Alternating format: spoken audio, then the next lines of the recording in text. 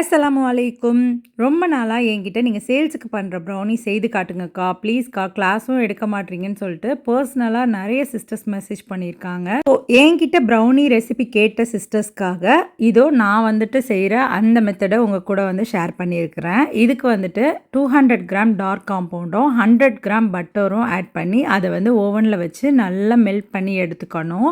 So இத வந்துட்டு ஒரு பக்கம் மெல்ட் பண்ணுறதுக்குள்ளேயே 3 முட்டைய இந்த மாதிரி ஃபஸ்ட்டு உடைச்சு அது வந்து நல்லா இருக்கா அப்படின்னு செக் பண்ணிவிட்டு அதை வந்து ஒரு பெரிய பவுலில் மாற்றிக்கிறேன். இது கூட பிஞ்ச் ஆஃப் சால்ட் நான் ஆட் பண்ணியிருக்கிறேன். அதோடு சேர்த்து ஒரு அரை டீஸ்பூன் போல் வெனிலா எசன்ஸ் ஆட் பண்ணியிருக்கிறேன். ஸோ இதை பீட் பண்ணி தனியாக ஒரு பக்கம் எடுத்து வச்சுக்கணும். இப்போது மெல்ட் ஆகி கிடச்சிருக்கிற அந்த பட்டரும் டார்க் காம்பவுண்டையும் விஸ்க் வச்சு மைல்டாக கலந்து விட்டுக்கணும்.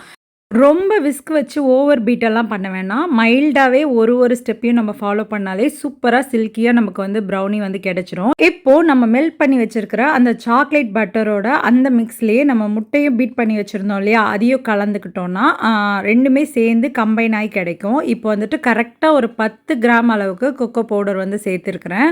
ஸோ இதை வந்து எல்லாத்தையுமே நம்ம வந்து முடிஞ்ச அளவுக்கு சலிச்சு எடுத்துக்கிறது ரொம்ப நல்லது. நான் வந்துட்டு இப்போ 3/4 கப் அளவுக்கு ஒயிட் சுகரை பவுடர் பண்ணி எடுத்துருக்கிறேன். இது கூட ஒரு 1/2 கப் அளவுக்கு ப்ரௌன் சுகர், நான் வந்து பேரி பிராண்டோட தான் யூஸ் பண்ணுவேன். ஸோ நீங்கள் வந்து உங்களுக்கு எது வந்து ஓகேவோ நீங்கள் வந்து யூஸ் பண்ணிக்கலாம். இப்போ எல்லாத்தையுமே நான் என்ன பண்ணுறேன்னு பாருங்கள். இதில் வந்து கொஞ்சம் ஸ்பீடில் வச்சுருக்கிறதுனால நான் ஓவராக பீட் பண்ணுற மாதிரி இருக்குது. பட் நான் ரொம்ப ஸ்லோவாக மைல்டாக தான் வந்து பீட் பண்ணியிருந்தேன். இப்போ கரெக்டாக ஒரு 3/4 கப் அளவுக்கு மைதா ஆட் பண்ணியிருக்கிறேன். இந்த மைதாவுக்கு பதிலாக நீங்கள் என்ன மாவு வேணாலும் யூஸ் பண்ணிக்கலாம். வீட்டில் நம்ம அரைக்கிறோம் இல்லையா, அந்த சத்து மாவு இல்லை கேழ்வரகு மாவு, கோதுமை மாவுன்னு நீங்கள் எந்த மாவு வேணாலும் யூஸ் பண்ணிக்கலாம். சேம் இதே ரேஷியோவில் நீங்கள் ட்ரை பண்ணி பாருங்கள். ஸோ பேசிக்காக ப்ரௌனியோட பேட்டரோட ரெசிபி வந்து இதுதான். இதில் வந்துட்டு நம்ம triple chocolate, double chocolate, KitKat, வால்நட்டுன்னு எது யூஸ் பண்ணாலும் இதுக்கு மேலே நம்ம டாப்பிக்ஸாக கொடுக்குறது தான். மற்றபடி வந்து பேஸ் வந்து ப்ரௌனிக்கு இது தான். இது கரெக்டாக நமக்கு ஒரு 750 கிராம்லேருந்து 800 கிராம் வரைக்கும் நமக்கு வந்து நான் சொன்ன ரேஷியோக்கு ப்ரௌனிஸ் வந்து உங்களுக்கு கிடைக்கும்.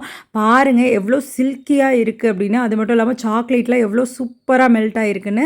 ஃபஸ்ட்டு கஸ்டமருக்கு பேக் பண்ணி வச்சுட்டு பேலன்ஸ் இருந்ததை நானும் சாப்பிட்டு பசங்களுக்கும் கொடுத்து செம்மையாக என்ஜாய் பண்ணிட்டோம். உங்களுக்கு ப்ரௌனிஸ் வேணுமா இருந்தால் டிஸ்கிரிப்ஷனில் நம்பர் தரேன், காண்டாக்ட் பண்ணி ஆர்டர் வந்துட்டு ப்ளேஸ் பண்ணிக்கோங்க. இன்னொரு மினி விலாகில் பார்க்கலாம். அஸ்ஸலாமு அலைக்கும்.